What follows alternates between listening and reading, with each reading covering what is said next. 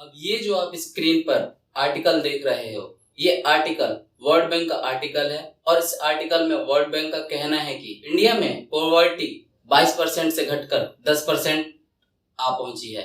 दूसरी तरफ इस आर्टिकल में भारत सरकार द्वारा बनाए गए एक संस्था नीति आयोग का कहना है कि बिहार में आज भी 51.9% पॉवर्टी रेट है।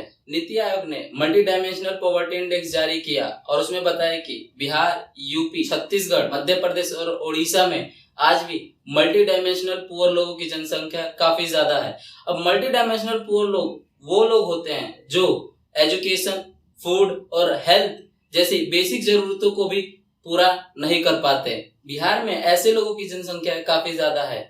बिहार में पॉवर्टी लाइन यानी गरीबी रेखा से नीचे वाले लोगों की जनसंख्या 51.9% है। अब सरकार के अनुसार गरीबी रेखा से नीचे वो लोग आते हैं जो पूरे महीने भर में 1000 रुपये भी खर्च नहीं कर पाते हैं। यानी बिहार में आधे से भी ज्यादा लोग ऐसे हैं कि जिनकी कमाई इतनी कम है कि वो अपने दिन भर के खाने की जरूरतों को भी पूरा नहीं कर सकते हैं। लेकिन क्वेश्चन ये आता है कि वर्ल्ड बैंक का कहना है कि भारत में पॉवर्टी रेट लगातार कम होते जा रहा है, वहीं बिहार जैसे राज्यों में आज भी पॉवर्टी रेट में कुछ खास बदलाव देखने को नहीं मिले हैं। देखा जाए तो इसकी कई वजह हो सकती हैं, लेकिन इनमें से पहला है पॉपुलेशन।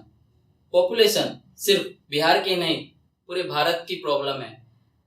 सिर्फ यूपी की पॉपुलेशन 22 करोड़ है और वहीं नाइजीरिया जो कि एक कंट्री है उसकी पॉपुलेशन 21 करोड़ है और ये कंट्री पूरे दुनिया भर में 6ठे नंबर पे आती है पॉपुलेशन में। यानी कि यूपी की पॉपुलेशन पूरे दुनिया भर में पॉपुलेशन में 6ठे नंबर पे आने वाले देश से भी ज्यादा है। अगर बिहार की बात करें तो बिहार का पॉपुलेशन 11 करोड़ 94 लाख है। अब आप लोग सोच रहे होंगे कि बढ़ती हुई पॉपुलेशन से गरीबी का क्या लेना देना है।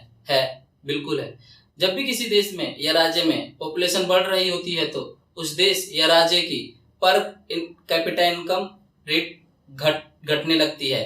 पर कैपिटा इनकम रेट का मतलब होता है कि किसी देश या राज्य में रहने वाले लोग साल भर में कितना कमा रहे हैं और ये per capita income rate Bihar में 50,000 के अप्रोक्स है, यानी 50,000 के लगभग है, जो कि पूरे भारत में सबसे कम है। अब बढ़ती हुई आबादी के कारण जो दूसरी प्रॉब्लम देखने को मिलती है वो है लैंडलेसनेस, यानी लोगों के रहने के लिए जगह की कमी होने लगती है। बिहार का क्षेत्रफल देखा जाए तो वो है 94,163 स्क्वायर किलोमीटर और बिहार का डेंसिटी 1106 पर स्क्वायर किलोमीटर, यानी कि 1 स्क्वायर किलोमीटर में 1006 लोगों को रहना पड़ रहा है। अब जो बिहार की गरीबी का दूसरा कारण है वो है एग्रीकल्चर। इंडिया में ग्रामीण क्षेत्रों में आज भी 75% लोग एग्रीकल्चर यानी खेती पर निर्भर है अपने जीवन यापन के लिए और बिहार में ऐसे लोगों की जनसंख्या 76% है।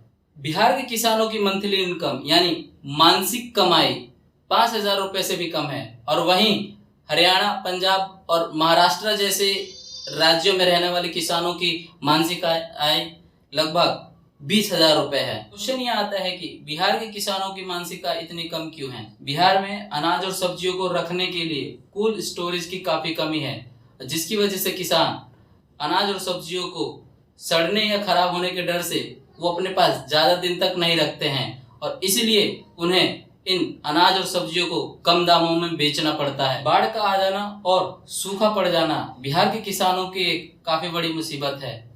बिहार के उत्तरी भाग में कभी बाढ़ आ जाता है तो वहीं दक्षिणी भाग में कभी सूखा पड़ जाता है। 2015 और 16 में हुई एग्रीकल्चर सेंसस यानी कृषि गणना के मुताबिक बिहार में 90% से भी कम ऐसे किसान हैं जिनके पास 1 हेक्टेयर से भी कम जमीन है और उन्हें इन्हीं जमीन के छोटे छोटे टुकड़ों में कृषि करके अपना जीवन यापन करना होता है। अब जो तीसरा रीजन है बिहार की गरीबी का वो है लैक ऑफ इंडस्ट्रियलाइजेशन, यानी कि बिहार में किसी भी तरह की इंडस्ट्री, कंपनीज या फैक्ट्री का ना होना।